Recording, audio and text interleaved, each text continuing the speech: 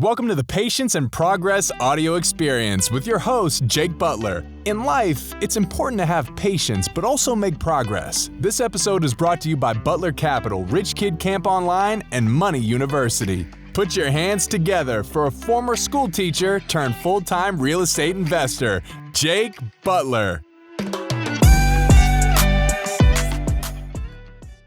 Okay, welcome, Patience and Progress family. Hope you had a good week. Excited to be with you all again. This week, I will be telling you and showing you how to make your first million in real estate. Did you know that you can make $1 million off of just one deal one time? So whether you choose to maybe focus on a real estate deal, do just one deal one time, make a substantial amount of money, and don't do any more deals. I don't know why you wouldn't want to do any more, but just by having this knowledge and just by focusing on it for at least, I would say, a 4 to 6 month period, you can reach a goal that would last you for the rest of your life, or at least until you sell the property. So just by focusing on a real estate deal where you can make $1 million off the real estate transaction, which I've done, which is how I can show you how to do it because I've already done it, and continue to look for opportunities that can generate at least $1 million going into the transaction. So just one deal, can make you a millionaire. So if you have, 4 to 6 months where you can focus, I'm not gonna say focus 100%, but where you can put minimum of 5 hours a week into looking for this opportunity, because once you find it, it takes about 2 months to close. So from start to finish, from looking for the opportunity to closing on the opportunity, you need about 4 to 6 months. And if you're willing to do that from the formula that I'll show you today, and from the information, this is basically what I do on a day-to-day basis to look for investment opportunities where I can make at least $1 million going into the transaction or in the transaction. So you really maximize your time, maximize your effort, because the larger properties, if I would have known this when I first started, this is, where I would have started. You don't have to start, single family homes and then progress to, 8 to 12 units, then progress to 50 units. You can actually start, with large apartment complexes if you can handle, and if you're not deterred from, looking at a financial spreadsheet, where there, several $1 million in a transaction.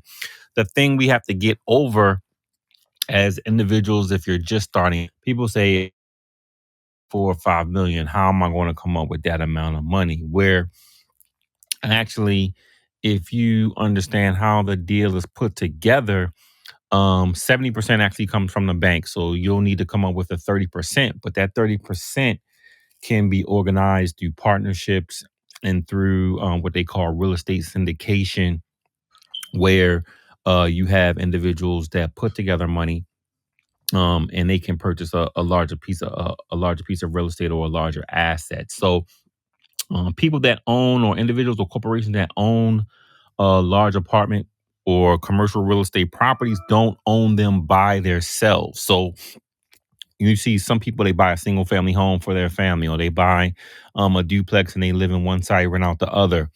Commercial real estate is different because it's based off of the net operating income, which we're going to talk about, but it's normally groups of people that own these assets. So if you have at least, 50,000, you get two or three other people with 50,000, that composes at least 200,000, sometimes 300,000.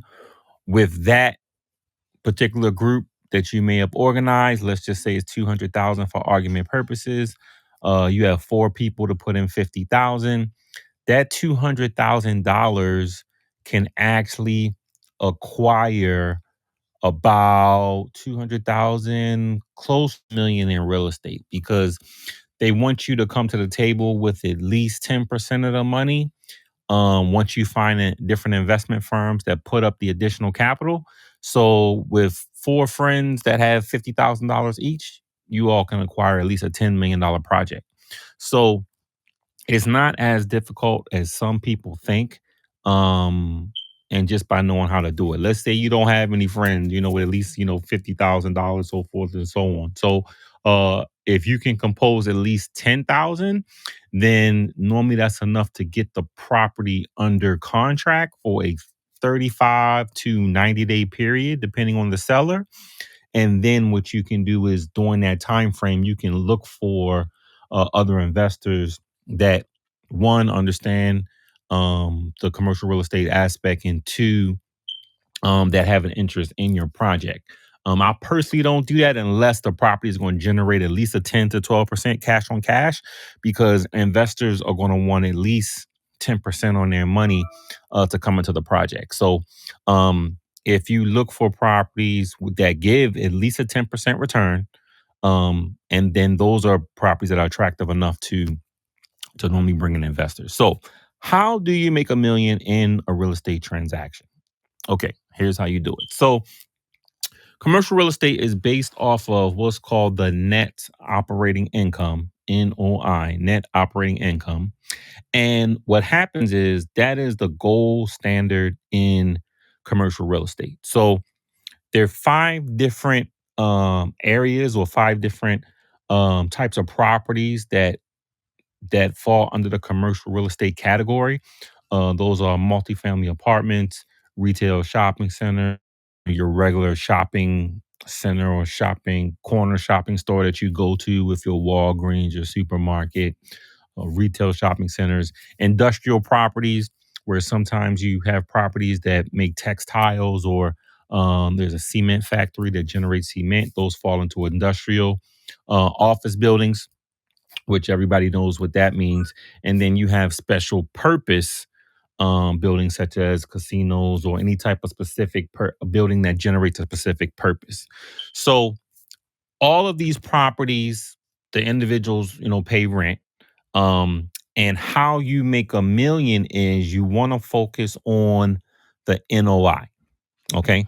The net operating income. So for example, let's say the NOI is $100,000 for easy math, and I'll attempt to keep the math really simple. All right, the basic math in all of this stuff is eighth grade. So I don't think there's anybody on almost any of my calls that hasn't passed the eighth grade. So what happens is the NOI, and the NOI is how we arrive at the NOI, is the gross income from the property. So that's all of the rent combined. Okay. All of the rent that the property brings in, and then obviously their expenses, taxes, insurance, property management, advertising, legal, water and sewer. So all of the income minus all of the expenses will get us to a NOI number, a net operating income number. So for argument purposes for today, we're just going to say that that number is $100,000. Okay. So if we take the 100,000 NOI number and we divide that by 10%, so in a calculator it will be 0.10. 10% is 0.10. So if we took $100,000 divided by 0.10, we would get $1 million. Okay. So a property that has an NOI of 100,000, at a 10 cap rate or a 10% return, would have a value of $1 million. All right. Don't worry about the cap rate component right now. We'll talk about that a little bit later. But just for easy math purposes, the 100,000 divided by 10%, which is 0.10, if you're plugging percent into a calculator, is equal to a $1 million value. Now, let's take that same 100,000. We increase the rents on the property by, let's say, all of the rents, once we increase them, adds an additional 80,000 to the property. Okay. So Our NOI was 100,000 that we spoke about. We increased the rents. Let's say the new NOI is 180,000. So we've increased that by 80,000. Take that 180,000 divided by 10%, and we now get 1.8 million as a value. So just by increasing the NOI by 80,000, from going from 100,000 to 80,000, we've increased the value of the same property to now from 1 million to 1.8 million. So we've increased the value by 800,000 by increasing our NOI by 80,000. So how did we increase the NOI? Well, we raised the rents. Okay. So the important thing is to look for property where the income can be raised a particular amount of money. It's normally what's called a nuisance raise. So, example, in one of my apartment buildings about a year ago, I raised my rents about $250 to $300. I went up on each unit because I hadn't raised my rents in quite some time, and the market has significantly increased. By doing that, my expenses stayed about the same, because just because you increase your income doesn't mean that your expenses increase. Okay. So, and that's the great thing about commercial real estate. So, when you increase the income of the property, you increase the value. All right. So, normally in commercial leases, the leases increase about 3% per year. Right. So, on your job, you normally don't get a 3% increase every year. But sometimes, even if you did, you don't, if you do that per unit on a per unit basis, you make a significantly amount more money than, owning commercial real estate versus having a job, or, even having both. So that's the great thing.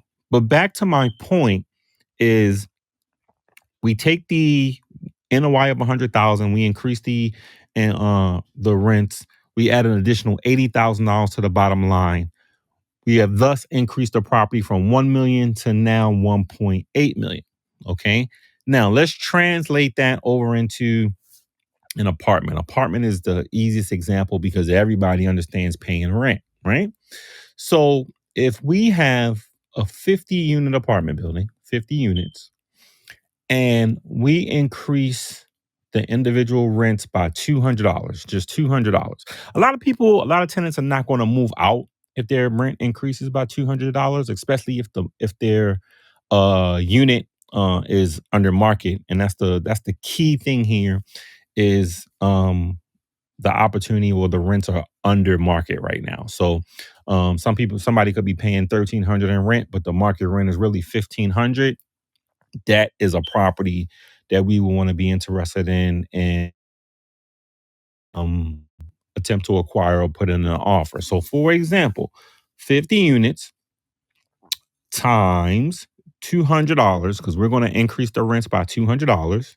So that's going to give us an additional $10,000 a month. Okay, so 50 times 200, and then you multiply that times 12 months, so we get an additional $10,000 a month, and then we multiply that times 12 months, so that is a total of an additional $120,000 a year. So very important that you understand how we got that. So 50 units, add an additional $200 per unit, so every unit is paying additional $200 in rent, and that'll be an additional $10,000 a month. And then you take that times 12 months, and then we get an additional 120,000. Now, that additional 120,000 is added to whatever the current NOI was previously. But what's most important is you take that 120,000 and divide that by the 10%, 0.10, and we've just increased the value of the property. Matter of fact, I'm going to ask, we've got several people from several different platforms here online.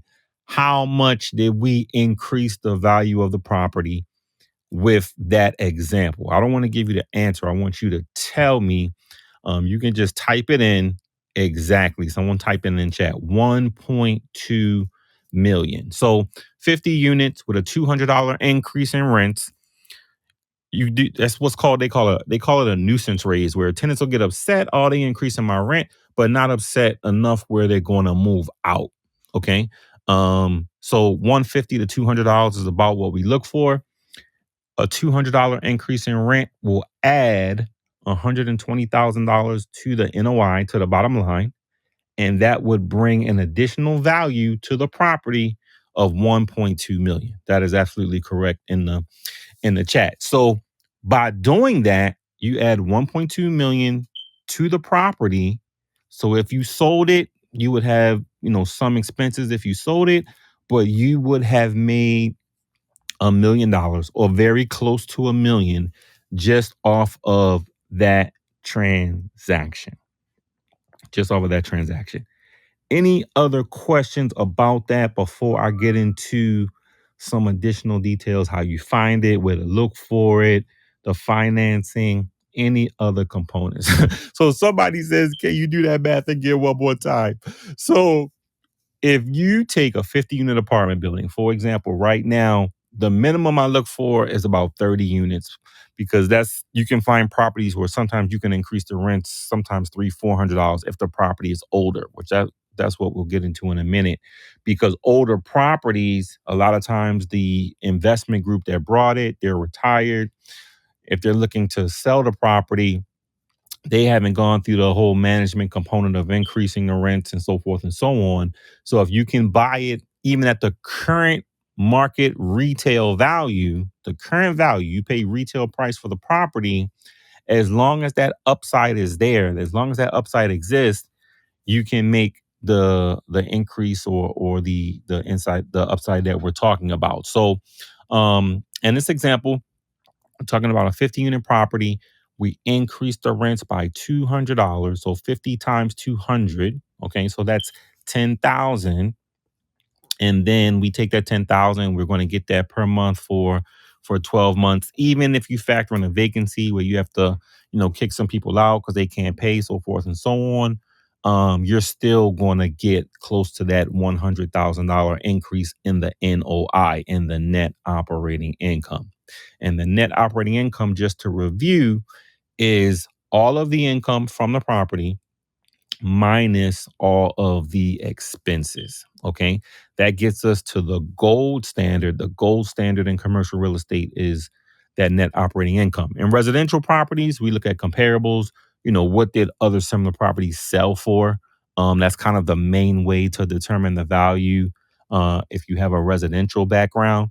But that NOI number is really the number we're looking for in commercial real estate. So that's how we increase the value. That's how we make $1 million going into the deal. All the deals I look at today have to at least have that $1 million upside. That's applicable to multifamily. That's applicable to retail shopping centers. That's applicable to industrial warehouses. That's applicable to office and special use. Now, apart from multifamily, the lease is very important for the other type of properties where the tenant is responsible or can be responsible for taxes, insurance, and those other things that are attached to the property to kind of reduce the owner's expenses. Those are called double net and triple net leases. Um, so that's a little bit different as far as if it's not an apartment. I use an apartment as an example because it's the easiest thing to explain to new investors and individuals that are just coming in looking at the commercial real estate structure. So if you're just joining us, we're talking about how to make $1 million in a real estate transaction. I just gave an example. I'll go over it again at the end of the call because I know we have some people that just came in.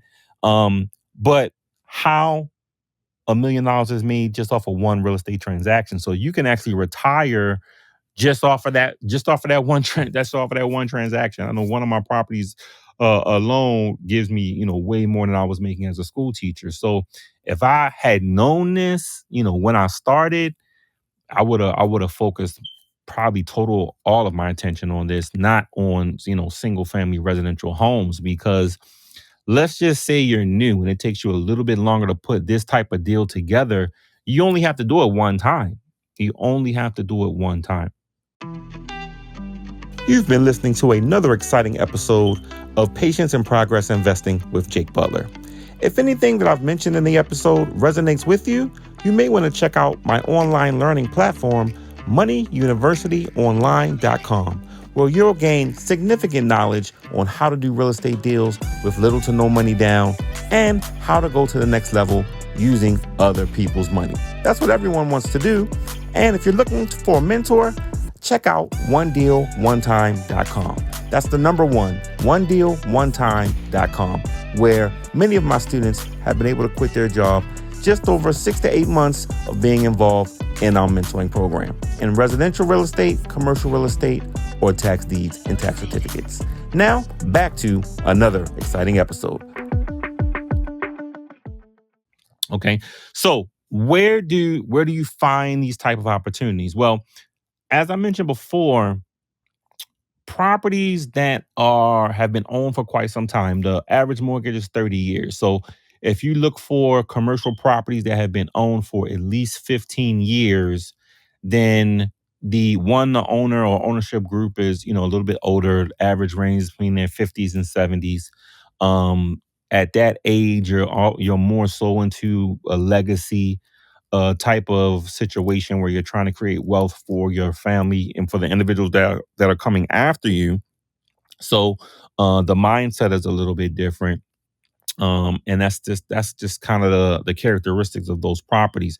How do you find those type of assets? Well, one, they could be for sale, but one of the easiest ways from an off market standpoint, and I prefer to look for off market properties than to look for properties that are listed with a realtor that are on market. You have a lot of competition with those properties. You want to tap or tie into the property appraiser site of the particular county where you're looking. Okay. The property appraiser keeps all of the property records, all the property tax records, as a matter of fact. So, they know what commercial properties exist, what year they were built, when was the last sale date that the property traded from one owner to another. And by getting access to that data, you can actually sort when was the last sale date. So a property that was brought in 2014 and is now in 2024, that property's been owned for at least 10 years by that particular current owner. So you can narrow that data down to properties that have been owned for 15 years or more very, very easily. Property owned for at least 30 years or more.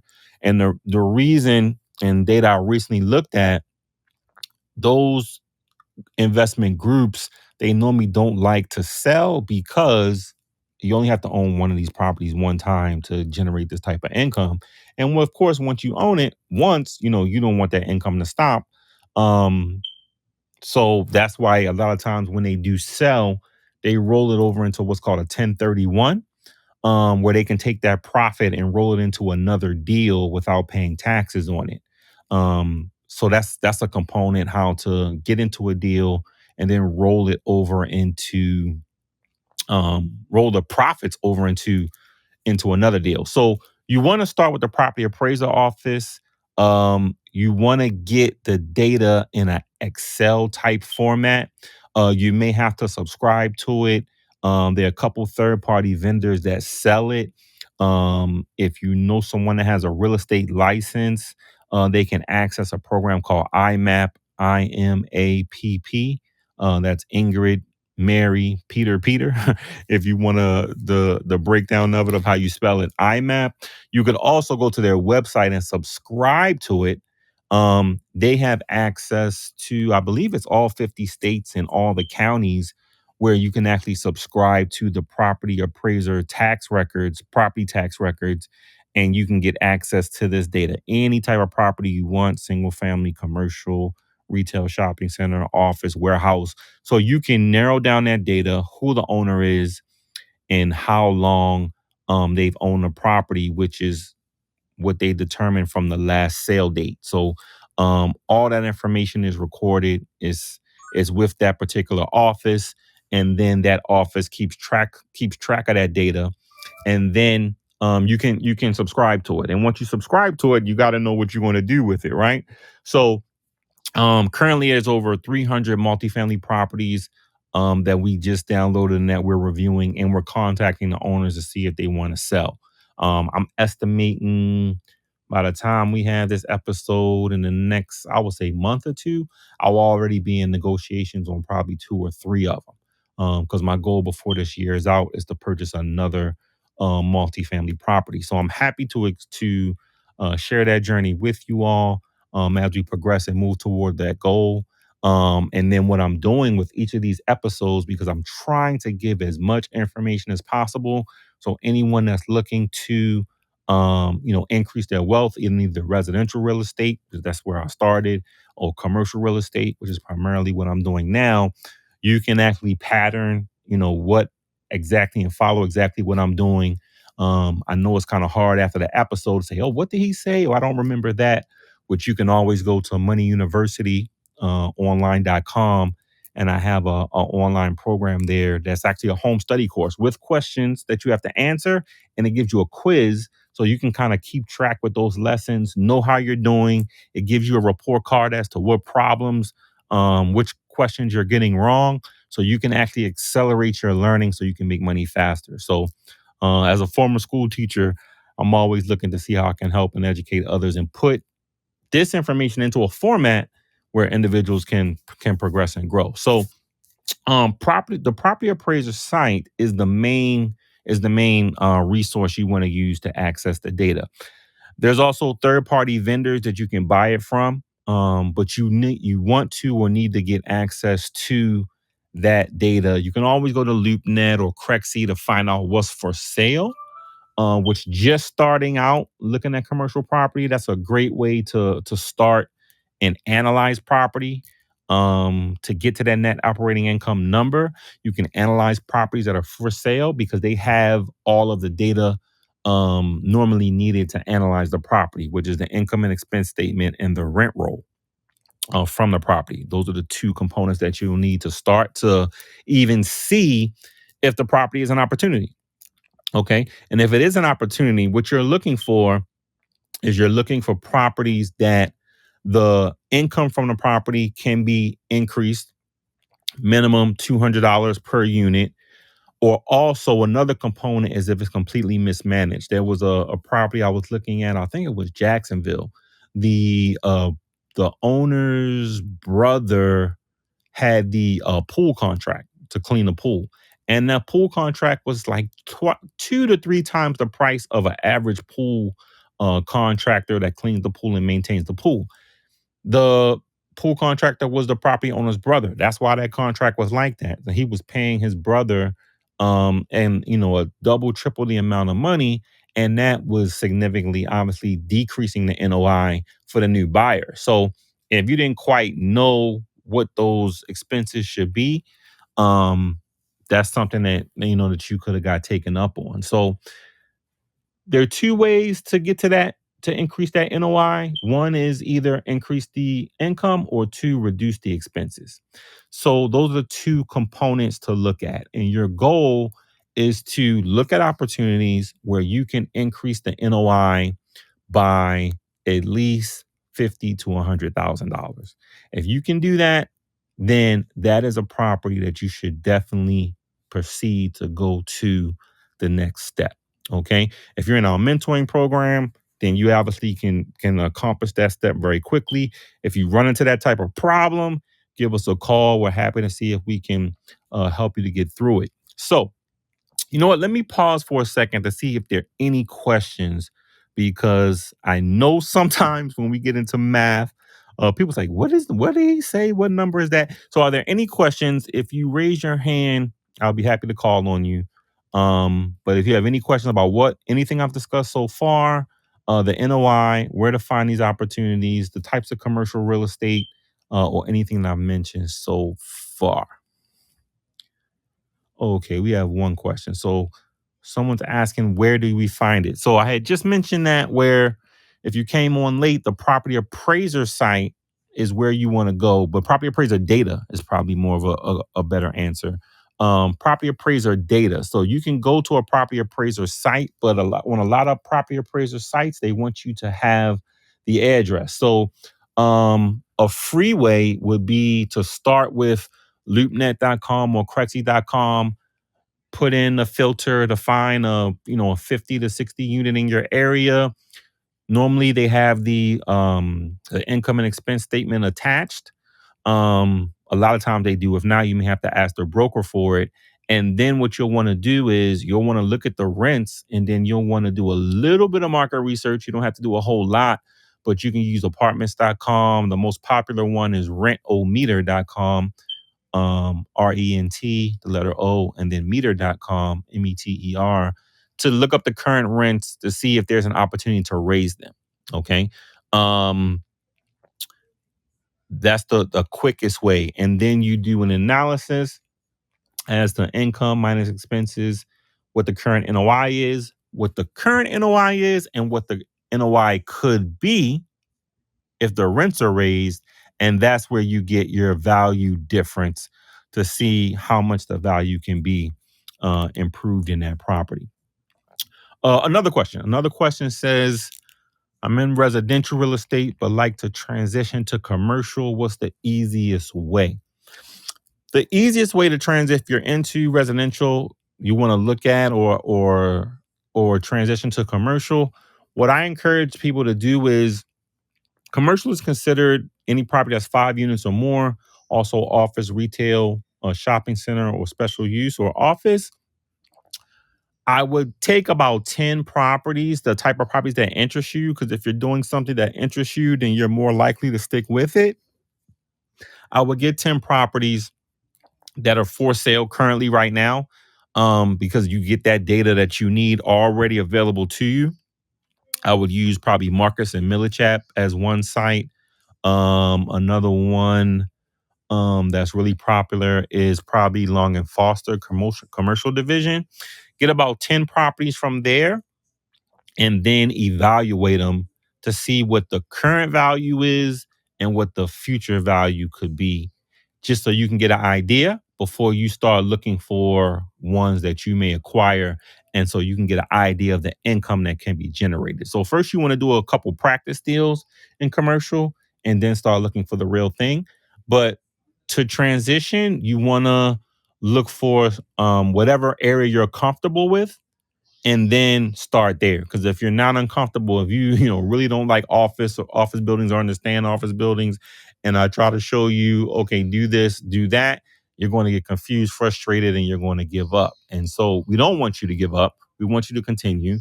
So you want to, if you're in residential, probably multifamily is the easiest place to start because you're kind of familiar. If you're a little bit scared of commercial, but you like real estate investing, the concept, then start with residential and you can grow to commercial. And then if you're scared of residential, then start with tax certificates and tax deeds, where you can just buy the tax certificate or the taxes that are owed and get up to 18% on your money. So that would be the long answer to that question. We have about 10 minutes left. I don't want to hold you all too long or past the 30-minute segment, but I want to give you all the meat. So if you want to take action, you can take action, and at least you have something to do for the next week's episode. So I can hopefully, take you to the next level of whatever direction you're trying to go. So IMAP, IMAPP.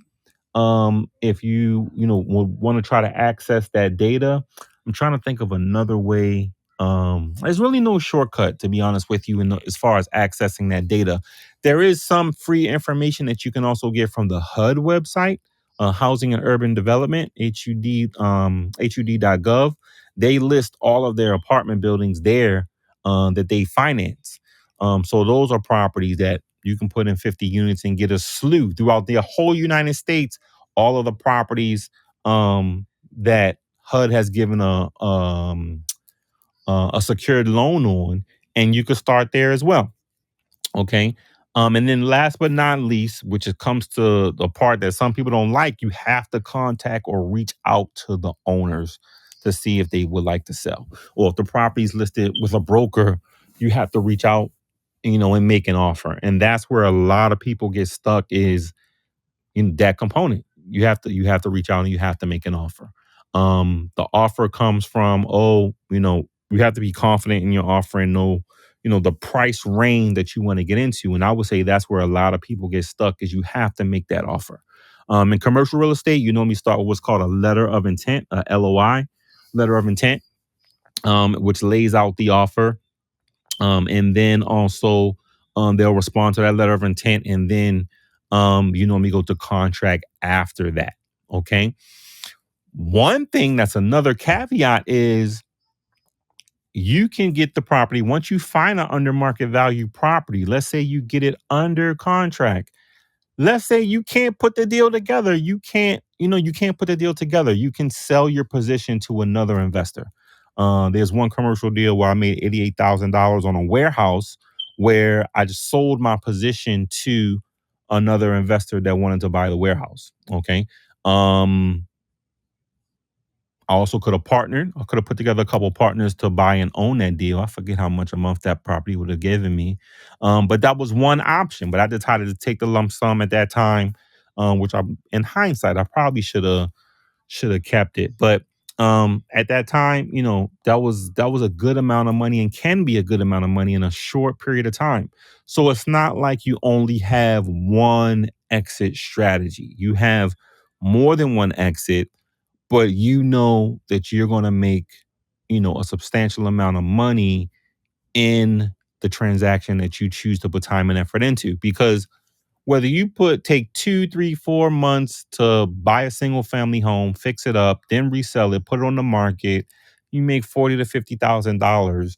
That same amount of time and effort and energy, if it was a commercial property, even if you sold your position, you're going to make equal or more than you would have on the residential, and then on the residential transaction. And if you keep the property for, years to come, you're going to make so much more money than if it was a single family home. So you don't want to ignore this component of real estate. What you want to do is you either want to focus on it or just add it to your repertoire, or at minimum add it to your education. Okay. Because it's so powerful. So powerful. One or two more questions, and I'll let you guys go for this week. Next week, I'm really excited about next week as well. I'm working on a couple great topics.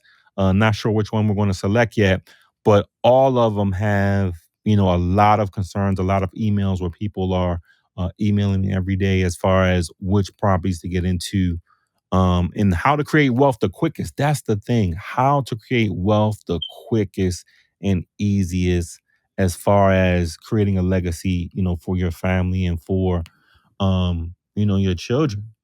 So that's what the focus is. That's why we do these things. And the easiest and quickest way is to get into commercial real estate. I just wish I would have known about this when I first started. I don't know where my wealth will be at this point, but it sure would be a lot higher. All right. So happy you all came in this week. Look forward to having you all next week. Have patience, but make progress. And I look forward to seeing you next week. I'm Jake Butler. Take care. You've been listening to the Patience and Progress audio experience. Tune in next time for another exciting episode where we'll be discussing entrepreneurship, how to create wealth, leaving a legacy, and how to become the best version of yourself. Don't forget to download your free copy of the best-selling book, Mind-Stirring Business Secrets, where Jake was a co-author with Kevin Harrington, one of the original sharks from the hit television show Shark Tank. Visit www.jakebutler.info for your free copy.